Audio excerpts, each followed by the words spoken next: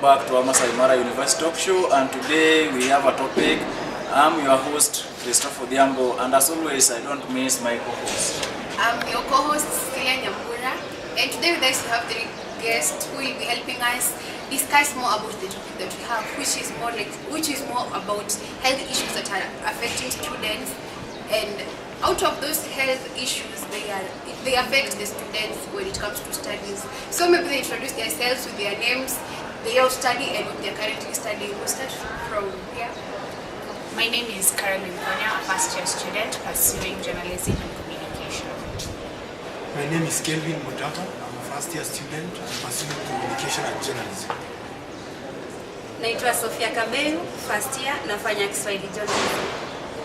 Well, they say health and intellect are two gifts of life. When you're healthy, you tend to be more active in class. You tend to be more participating in class. But now it happens that you're affected health-wise. Somehow that tends to disrupt your studies. And maybe we start with Caroline. What do you think is affecting students when it comes to health and now it affects their studies? I think one of the major things that affects most students of today is the issue of irresponsible sexual behaviors. It is no secret that many students have embraced partying as a part of university life, because this is a place where you have freedom and there's no one to watch over you or to regulate whatever you're doing. So now with this much freedom, you have to have the sense of responsibility, which is one thing that is lacking in most of us. So now most of the weekends, you find most students go out partying, you get drugged, you get drunk, you find yourself in a situation at the time when you regain sobriety, you find yourself at a level where you do not even know what happened last night. You start feeling weird. You find most, especially for girls, for girls and even for men, after some time you've developed maybe sexual transmitted diseases, or you've developed a pregnancy and you do not even know how you're going to keep it. So now this becomes a source of stress for you as a student, because on this side you have your academics and you have to deliver, because each and every person out there expects you to deliver. And on this other hand, you have your health, which is deteriorating, and you probably are too ignorant to go for a checkup, or you just have that fear of what if I am not. Now, that's mostly about the female. What about the male side? Yeah, the male side is all about drug and substance abuse. It is clear to all and sundry that drugs are being used in universities. So this happens whereby there are a number of drugs whereby bang, which is used by the male gender, whereby they abuse drugs. So this leads to their personality and their inner self being in a low status, in a state of despondency, in a state of low spirits, whereby it affects them, whereby when they're in class, they cannot concentrate because they have hallucinations. So this leads to their ability in class being low. Yeah. Thank you, Mutava. Now to you, Sophie. What can you tell us about this issue of health and maybe concentration in classwork? Okay, kwa upande wangu naona tukiangalia upande wa masomo tunakuta kwamba kuna ile ushinikizo na kutaka kufanya vitu kwa pamoja. Labda sijakuwa nikisoma kwa muda mrefu, alafu inafika wakati nafaa nisomee mtihani wangu. So kwa hiyo niko na kama units 8 nafaa kuzisomea, alafu najikaza nataka nizisome kwa wakati mmoja. So hiyo kujinyima usingizi, kusoma karibu nasoma sasa units 8 kwa usiku mmoja, nijilazimishe nifanye assignments at the same time, nifanye vitu mingi at the same time, then nikikosa usingizi inani affect mimi health wise, psychologically pia. So unapata niko darasani siko sawa kwa sababu nimekosa usingizi. Labda vile ninavyo relate na wengine pia napata nimetatizika kwa sababu ya kukosa usingizi. Thank you very much for your point. Now, in fact, you brought a point there that maybe the class overload sometimes may affect the students health-wise. Like we've talked about the psychology. So maybe are there some of the effects? Maybe does this work overload, which brings about the psychological problem? Is there something that these students or this student or student is trying to do so that he overcome the work overload that maybe? Unakuta kwamba niko na kazi nyingi kama hivyo na nataka nizifanye kwa wakati mmoja, tena narudi tena kwa drugs. Kuna drugs ambazo wanafunzi ama watu wakitumia zinaweka wabaki kuwa hali ya sawa kwa muda mrefu ili wafanye zile kazi ambazo wako nazo.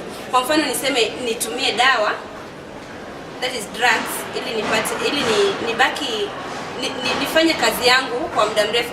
Niseme nisilale usiku, so nisome zile units ambazo niko nazo ama nisome mitihani ambayo niko nayo. Alafu sasa unapata nikishazoea zile dawa inaanza kuniaffect tena. So hiyo pia ni shida. Well, at times there's this issue about mostly unapata kwamba most students they out of your irresponsible sexual behavior or mostly engaging with irresponsible sexual behavior. Unaongea about being pregnant. Sasa from the female side, is there anything that maybe out of that pregnancy inaweza cause Yes, pregnancy has a lot of effects, especially if it was unplanned.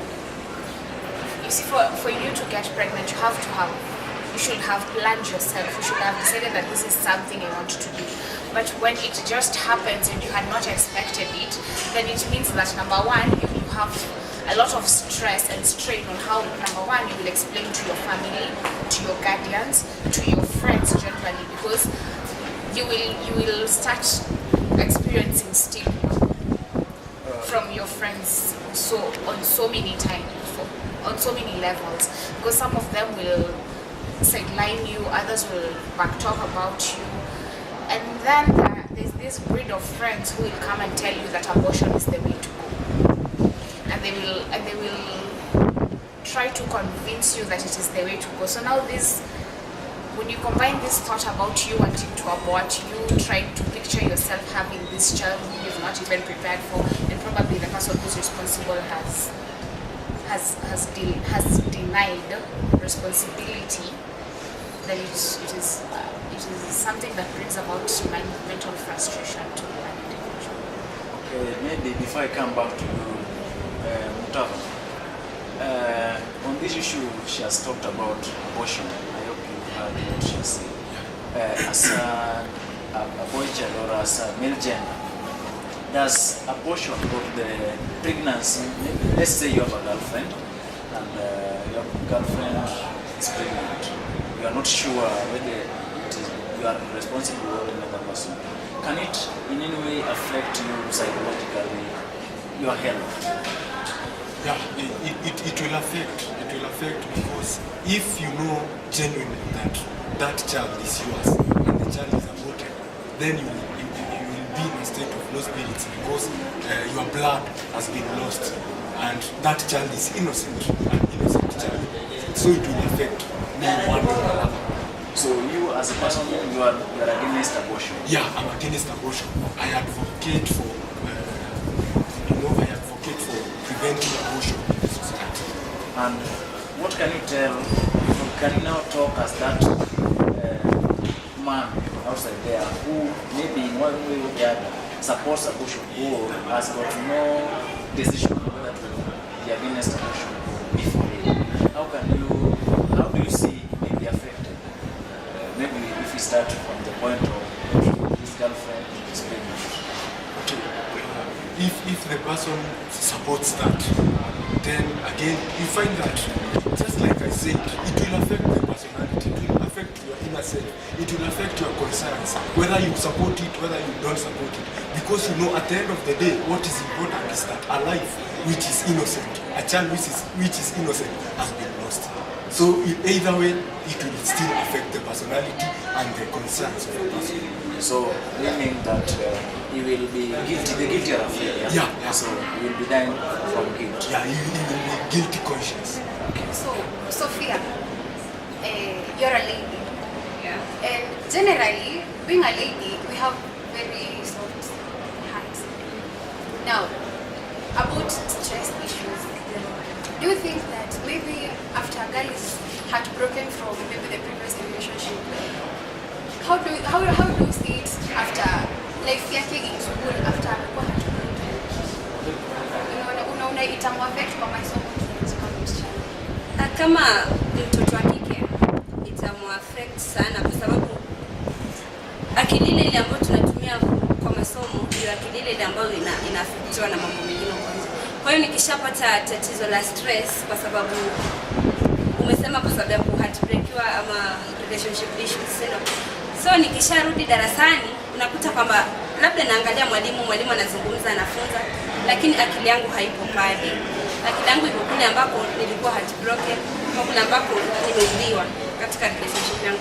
Kwa hiyo utapata kwamba akili haija concentrate katika masomo, iko katika mambo mengine tofauti. So napata kwamba itani affect kiafya bado, kwa sababu mawazo mengi pia na affect afya ya mtu. So utakuta niko tu na vitu vingi kwa akili, nimestress akili, nimeipatia mambo mengi ya kudigest, then from psychologically nakuwa affected. Generally we find that when we check as always they say that you cannot learn or you cannot go to class when you are not well emotionally or psychologically, even physically. You may not have that opportunity to learn or to concentrate in your classwork. Now this talk show is helping you to see maybe some of the ways that gets you affected, and you find that maybe you are not concentrating in class. Some of them, as we have heard, are our own causing, and some are because of maybe whatever we are doing in our life or whatever we are doing with our life. Now, maybe we still have much to talk about. Stay tuned and enjoy.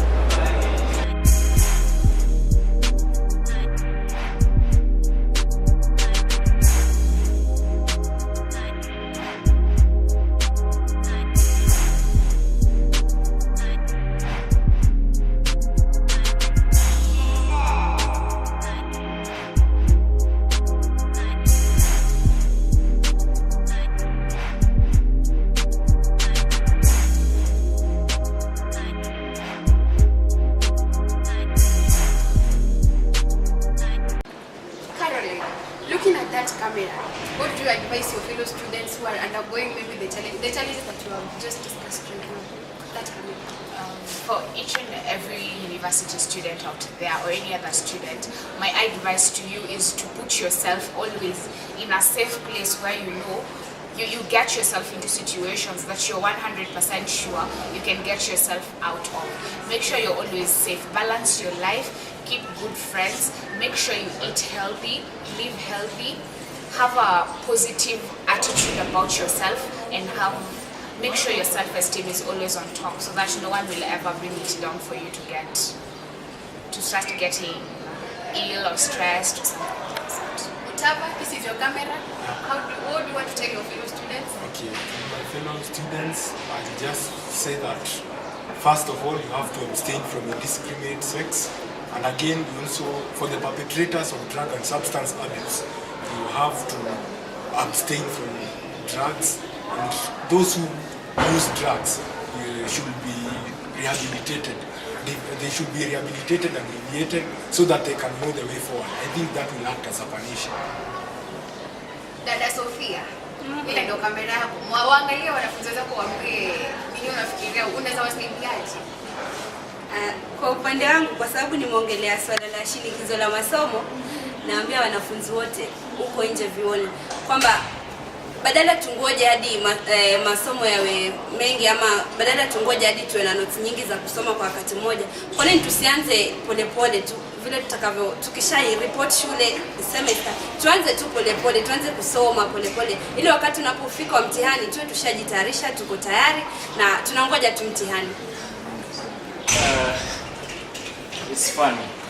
Kwa nini tusianze polepole? they always say a journey of 1,000 miles starts with a single step. So you've heard from them whatever they have said and the advices they have given. So maybe, as you know, Sophia, Mutava, and Carol, you know the date for today, or today's date. It is 1st April 2019, and we know it is the Fool's Day. They call it the Fool's Day. Many people do so many things just to fool each other. Like for one, there was a day I was let me say I was very fooled, because somebody told me I was in that state of when you are relaxed, you don't expect anything. But somebody told me, oh, have you heard the news? Have you listened to the radio today? I told him, oh, no. In fact, I'm just relaxing. I don't know anything. What is the news? He told me, you know what is happening? There was just an aeroplane flying over your home, and it fell and hit your house. Your house at this time is gone. You don't have somewhere to relax with. So, have you today been in such a situation, like somebody is trying to play with your psychology? Kwa kweli mimi nimedanganywa. Kwa hiyo tuseme leo nimekuwa mjinga. Wanasema fool ni mjinga, si ndio? Kwa hiyo leo mimi nimepatikana. Class rep wetu ametutext asubuhi akasema tuende darasa lingine hapo tuchukue majibu ya mjarabu. Kwa hiyo sisi tukajitayarisha, tukatoka mbio kufika hapo hata hakuna mtu. Baadaye kumpigia sema ilikuwa tu kuwadanganya kwa sababu leo ni first day. Kwa hiyo nimepatikana. Kweli umepatikana. Isipokuwa mimi sielewi mjarabu unasema nini, lakini mjarabu ni cat. Okay, asante. Ile wanaitanga continuous assessment test. Yes, Mutava. Yeah. I also in the same situation like my sister. So a guy came to my room today in the morning and told me the same thing, that we should go and take our exam papers, our card papers. The results are out. But I thank God because I am always alert. He found me that I had the knowledge. I knew that today was Fool's Day. So it was just a good day for me because I was alert. So you are psychologically prepared for yesterday? Yeah, I was psychologically prepared for yesterday. Okay. What about you, Carol? For me, Fool's Day is a day I always look forward to because it is an anniversary of a very ugly incident that was supposed to be a joke, so it turned ugly. So now, I don't think I can be Fool's Day. I'm always free. Okay, maybe yours is still coming. The sun has not set. Maybe let me not be so biased. What about my co-host? Actually, it's the same situation. We were full about the whole cat thing to collect the papers. It was very bad. Actually, I just got to know that to there's nothing like that. It was So, bad. when was this? What time?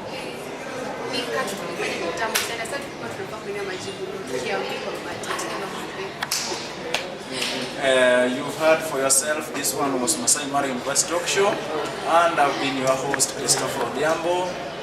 And I've been your co-host, Cecilia Nyambura. And if you like what we are doing right now, please share this link, like, subscribe to our channel. Please, we need